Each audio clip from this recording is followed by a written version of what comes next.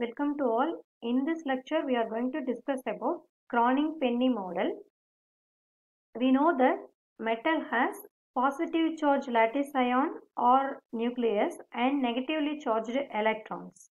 As per quantum free electron theory of metal, conduction electron or free electron moving inside a metal with constant potential energy.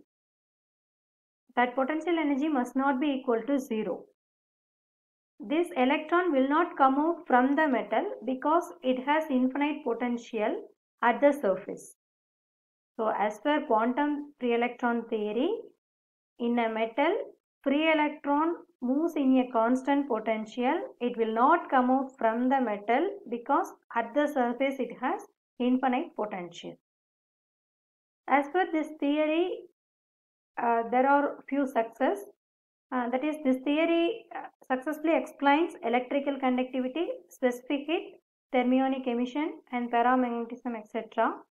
But the theory fails to explain few physical parameters, such as it fails to explain difference between conductors, insulators and semiconductors, positive Hall coefficient of metals, lower conductivity of divalent metals than monovalent metals, etc. To overcome the above problems, Croning-Penny model arises. As per this model, when an electron moves through the positive ions or moves through the lattice ions, it experiences varying potential. As per quantum theory, electron moves in a constant potential. But as per this Croning-Penny model, when the electron moves through the lattice ions or positive ions, it experiences varying potentials. The potential of electron at the positive ion site is 0. The potential of electron at the middle of two positive ion is maximum. That is, which is shown in the figure. These are all positive ions. Electrons are moving through these positive ions. Now, the potential of electron at the positive site, that is at the positive ion site, this is the positive ion site, this one positive ion site, this one positive ion site. So at potential of electron at the positive ion site is 0. Potential of electron at the positive ion site is 0. Potential of electron at the center of two positive ion or at the middle of two positive ion is maximum. So the maximum potential is V0. This figure clearly shows that is it is distinguished by means of two regions. In the region 1, that is x varies from 0 to a. X varies from 0 to a, that is in the site of lattice ion. In the site of lattice ion, that is the region 1, x varies from 0 to a. Potential energy of electron is 0. In the second region, that is in between the or in the middle of two positive ions, that is x varies from 0 to minus b, potential energy is maximum. The maximum energy is V0. So this equation clearly shows in the region 1, when x varies from 0 to a, potential energy V of x equal to 0. In the region 2, when x varies from 0 to minus b, potential energy is maximum, that is V0. The energies of electron can be written by means of Schrodinger's wave equation. In the quantum mechanics, you may study about Schrodinger's wave equation. So this Schrodinger's wave equation represents the energy of moving electron. So energy of moving electron can be represented by Schrodinger's wave equation. So which is given by d square psi by dx square plus 2m by h cross square into E minus V0 into psi equal to 0, where psi is called wave function. Wave function means it represents the position of particle, moving electron. Psi wave function represents the position of moving electron. where m is mass of particle, h cross equal to h pi 2 pi, where h is Planck's constant. E is the total energy. V0, this is potential energy. So the energy of electron is given in terms of Schrodinger wave equation, which is given in the equation 1.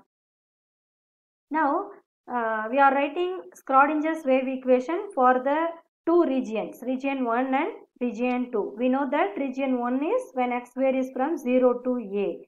Potential energy is 0. So we are substituting potential energy is 0 in the Schrodinger's wave equation. What we are getting? D square psi by dx square plus 2m by h cross square E into psi equal to 0. In the second region, potential energy exists. In the second region, potential energy exists in addition to total energy. So the equation 1 can be written as d square psi by dx square plus 2m by h cross square into E minus V0 into psi equal to 0. This is for second region. Now let us consider alpha square equal to 2m E by h cross square.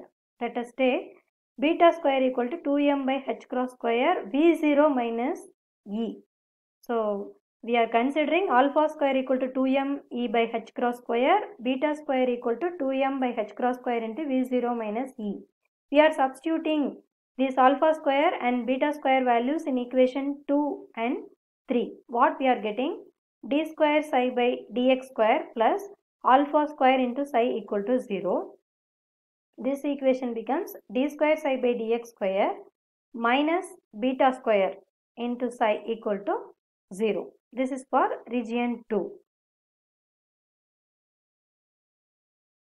Now we are applying Bloch theorem for the Schrodinger's wave equations. For the above Schrodinger's wave equation, as per the Bloch theorem, wave function or the solution of the equation is psi of x equal to uk of x into e power plus or minus ikx.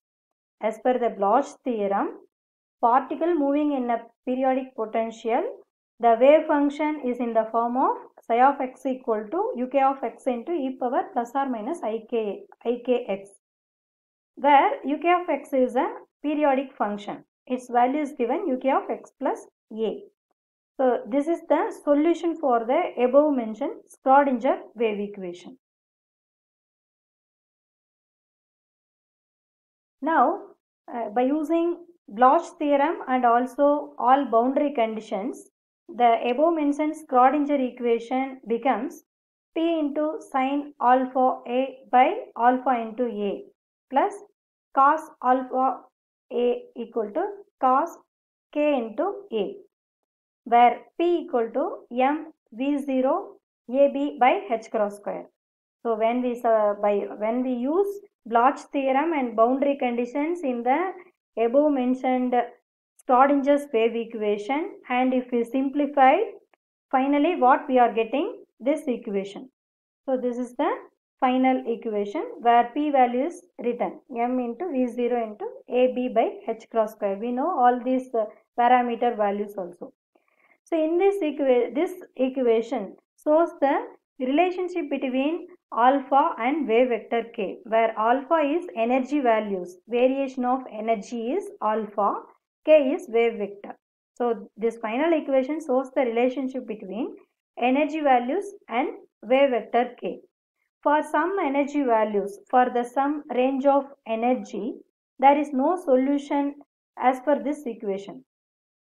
For this equation, there is no solution for a particular range of energy. Thus, the system will not have those energies.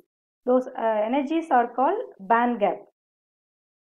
These energies so called band gaps. Okay. Let us go through band theory. That is, we know what is band. Set of closely packed energy level is called band. We know what is valence band. The outermost electron filled orbit is called valence band, that is which has valence electron. Valence band has valence electron. The valence band may be partially filled or completely filled. It depends upon the nature of material.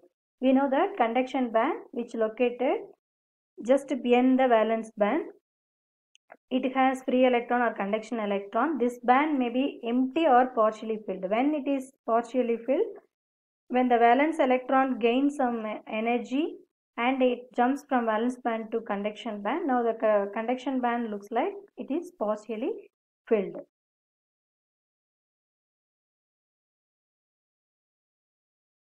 So this is the band structure. Nucleus, this is various energy levels. So the lower energy level K cell, next level L cell, M cell. So the lower level, it has, this is energy band. This is 1s subcell. L level also having many energy levels. It's subcell 2s, corresponding subcell 2s. Similarly, 2p cell, it also having many closed energy levels, bands, energy bands. So next subcell 3s also having many energy levels. We know that in the case of conductors, both the band are overlapped together. Both valence band and conduction band both are overlapped together.